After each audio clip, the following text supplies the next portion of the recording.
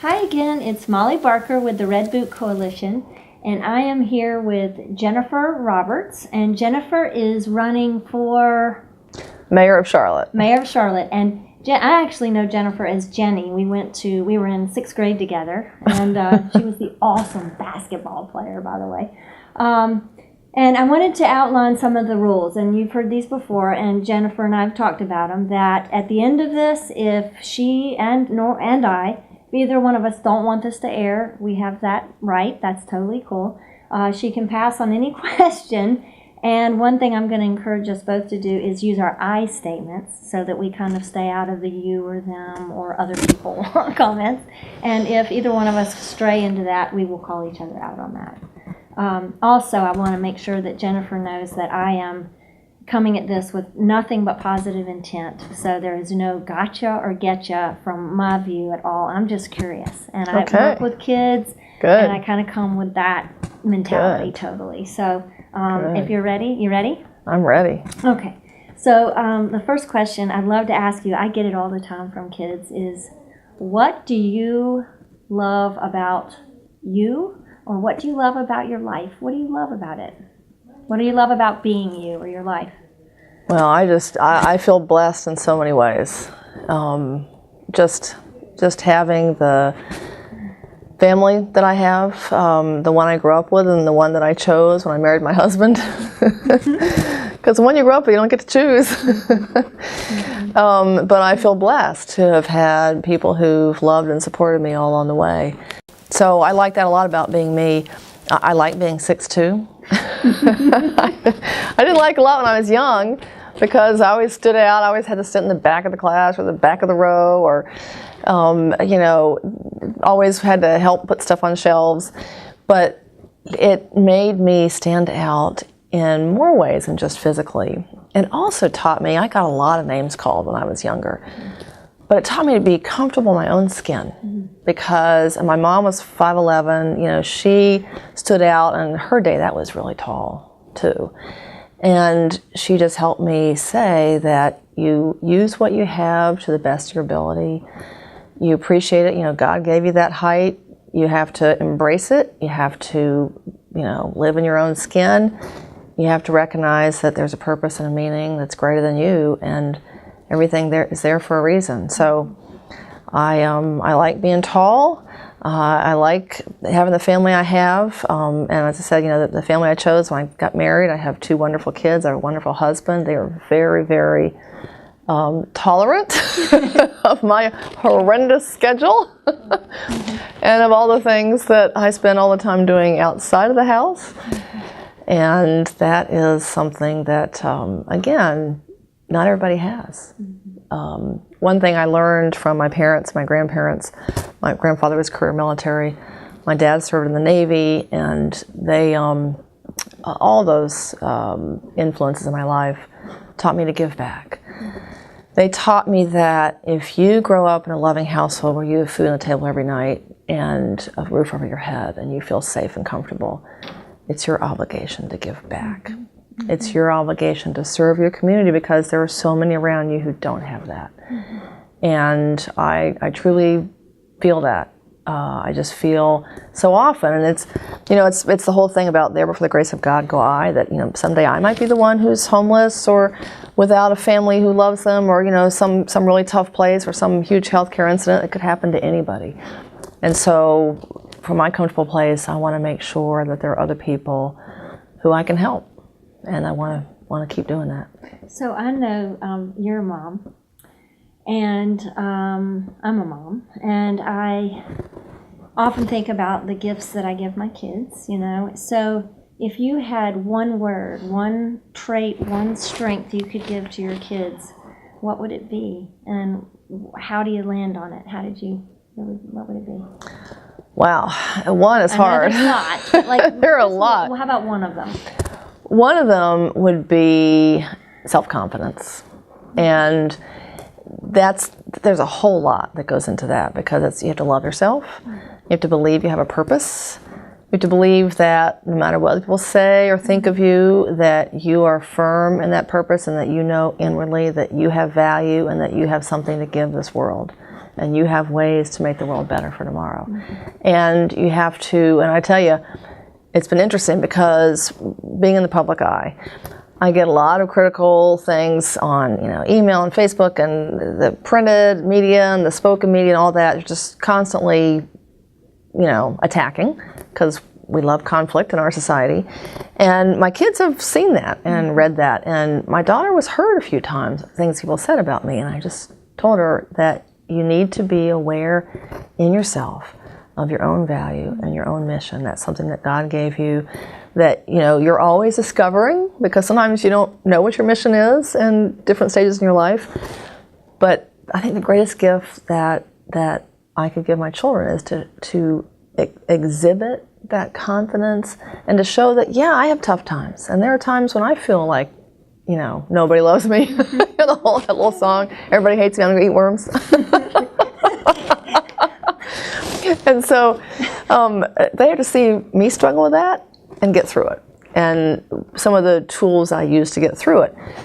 And it's one thing to say, if somebody else says something bad, it's usually more about them than it is about you.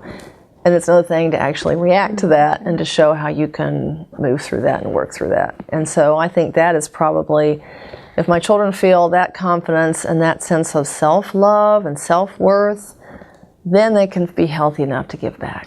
Mm-hmm. So one of the things that I've been very, and I have a role where I can be. I'm not scrutinized as much as someone in political life, so I've been able to be very open about my life, and just wonder, has there been a moment or turning point or a place in your life where you had an aha that kind of changed the way you perceived people, or has shifted or brought your leadership to where it is? And there may not be a specific, or maybe there is. Can you think of one? I can't think of a moment, but I do know the power of personal stories. And I do know that when I got into public life, I saw so many more of those personal stories. And one of the things you do when you campaign is you go and walk neighborhoods, and you go and talk to people at their doorsteps. And you go to neighborhoods that maybe you didn't grow up in, neighborhoods that you wouldn't normally have contact with, all different socioeconomic groups. And you see what people live with every day. And you hear it and understand it in a different way than just looking at slides on statistics in some report.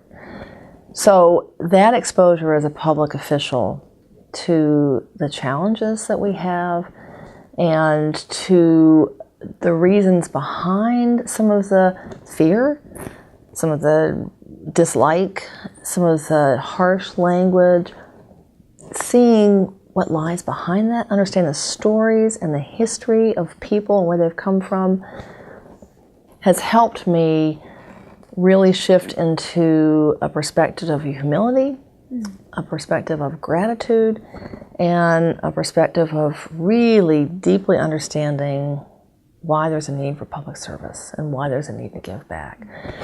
There are people who, through no fault of their own, end up homeless, hungry, without a family, divorced, separated, lose their family, lose their kids, again, circumstances beyond their control. And I think it's that, seeing that and really experiencing that. It's that kind of humility and gratitude that you really experience in a deep way that I can't imagine experiencing without having been in public service where I'm serving an entire diverse community.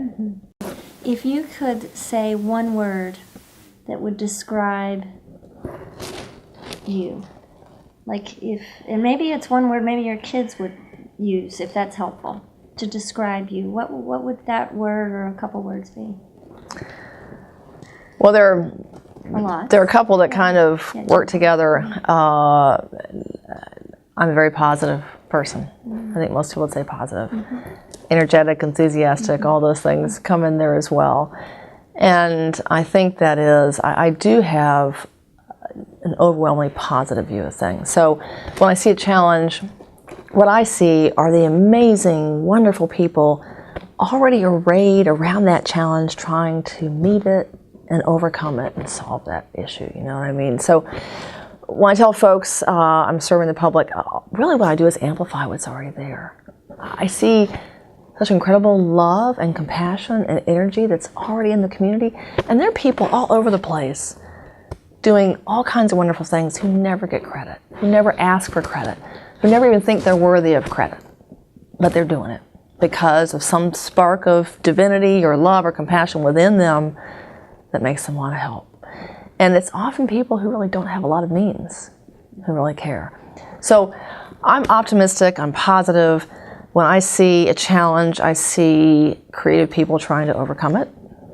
When I see inequality, I see people who are socially justice-minded trying to correct it. When I see people suffering, I see people who are in safe, comfortable places working hard to try to alleviate that suffering. And, you know, so I see the glass definitely half full. I know my mother was that way. I totally get that from her. We get honed and sharpened and committed and powerful through overcoming struggle. And if we didn't, there'd probably be no reason for struggle. We'd really have an absurd world. Right. But because we do, because we work together to overcome so much, and because there is that spark and that energy within so many people, it keeps me optimistic, it keeps me positive, it keeps me full of energy, because it's really an energy that draws on the community. Cool. So, from my 8-year-old self, okay, this will be the closing question, the like silly one, all right? I think we talked about it for a second. If you were an eating utensil, okay, your leadership or you, which eating utensil would you be and why? Because this is the important stuff. Well, I'd definitely be a spoon. Okay, and why? I have no sharp edges.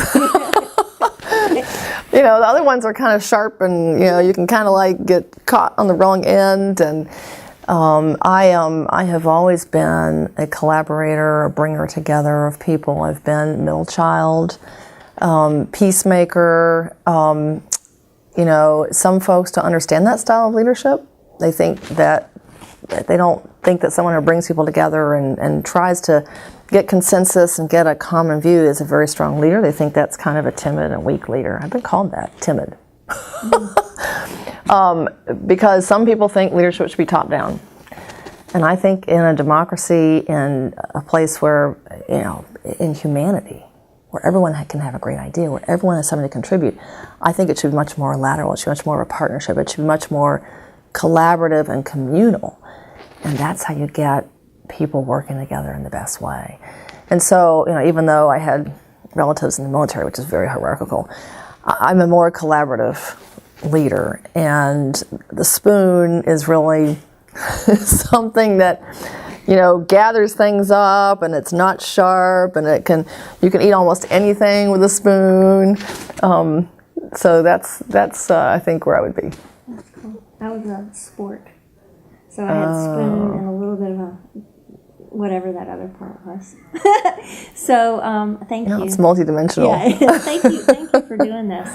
And so I'm still Molly with the Red Boot Coalition, and thanks you guys for joining us. Thank you for doing this. Yeah. Well, thanks. Well, I do believe that we should work together as people. Mm-hmm.